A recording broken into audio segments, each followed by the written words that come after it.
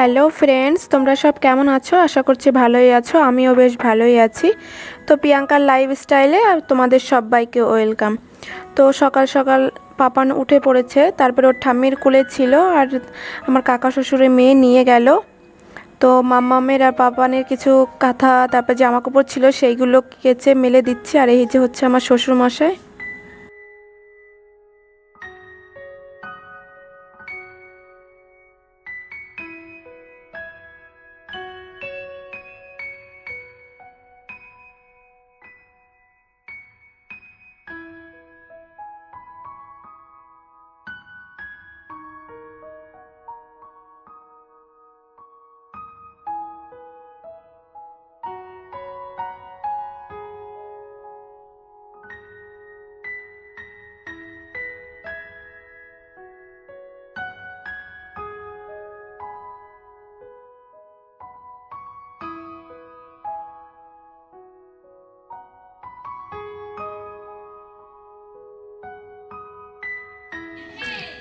আমার যা রান্না করছে আর রান্না করতে করতে রুটি খেয়ে নিচ্ছে। আচ্ছা, আপনি রুটি দিয়ে কি দিয়ে খাচ্ছেন দেখাও না দিদি। বলো, রুটি দিয়ে আর কি খাচ্ছ? ডাল দিয়ে রুটি খাচ্ছি। ডাল দিয়ে ডাল ভুনা। আর এই বিড়ালটা হচ্ছে আমার শ্বশুর বাড়িতেই থাকে। তারপরে চলে আসলাম, আমার যা রান্না করছিল আর আমি চলে আসলাম রুমে। পাপান শুয়েছিল, তাই যখন উঠে এসেছি তখন আর বিছানাটা ঠিক করা হয়নি। তো এখন বিছানাটাকে ক্লিন করে নিচ্ছি। তারপরে তার সাথে সাথে আবার ঘরটা সকালে একবার ঝাড় দেওয়া হয়েছে, তো এখনও আবার ঝাড় দিয়ে নেব। তো আমার বিছানাটা ক্লিন করা হয়ে গেছে, তারপরে এখন সোফাটাকেও ক্লিন করে নিচ্ছি।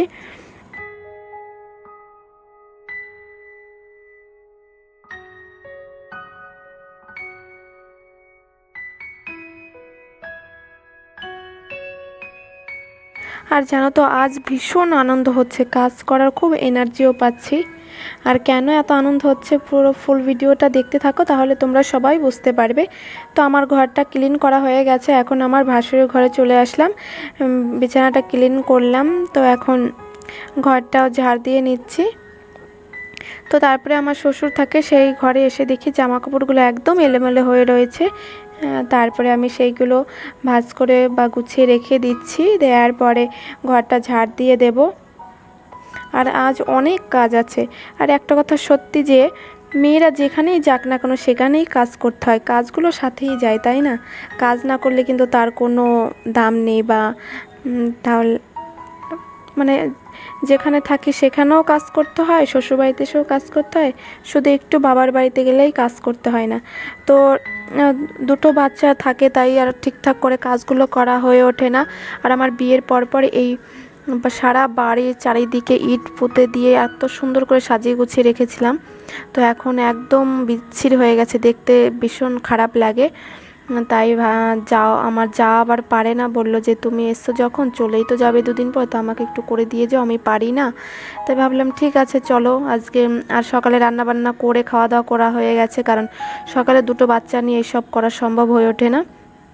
তাই ওদেরকে স্নান করিয়ে খাইয়ে ঘুম পাড়িয়ে দেওয়া হয়েছে। তারপরে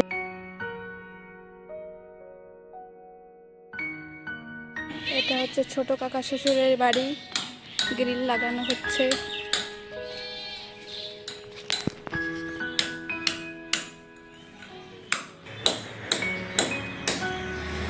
এই পাশে আমার শ্বশুর বাড়ি।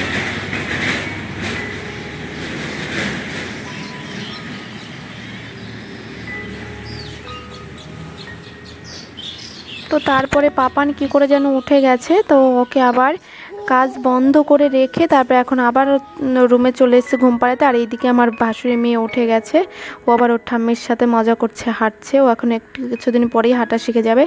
তো ইটগুলো পোতা হয়ে গেছে, আর মাঝে বৃষ্টি হয়েছে, অনেকক্ষণ ভিডিও শ্যুট করা হয়নি। তারপরে এখন বিকেল হয়ে গেছে, তো এখন ঝাড় দিয়ে দিচ্ছি, কারণ স্নান করা হয়নি। ঝাড় দেওয়া হয়ে গেলে স্নান করে নেব। আর পথের ওইখানে ঝাড় দিয়ে দিয়েছি। আর এখন ইটগুলো পোতার পরে দেখতে বেশ ভালো লাগছে, বলো? তো আমার ইট পোতাগুলো কেমন হয়েছে অবশ্যই কমেন্টে জানাবে। আর এখন বাড়ির ভিতরে ঝাড় দিয়ে নিচ্ছি, নেওয়ার পরে স্নান কমপ্লিট করে নেব। তারপরে আমি সব জামা কাপড়গুলো গুছিয়ে নিচ্ছি, কারণ আমার আজ ভীষণ আনন্দ হচ্ছে, কারণ সেটা হচ্ছে আমি বাবার বাড়িতে যাব।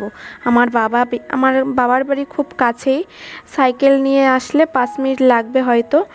তারপরে বাবা চলে এসে এখন আমি জামা কাপড়গুলো গুছিয়ে নিচ্ছি।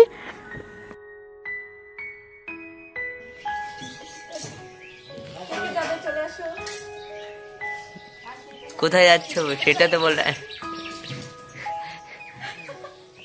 কোথায় যা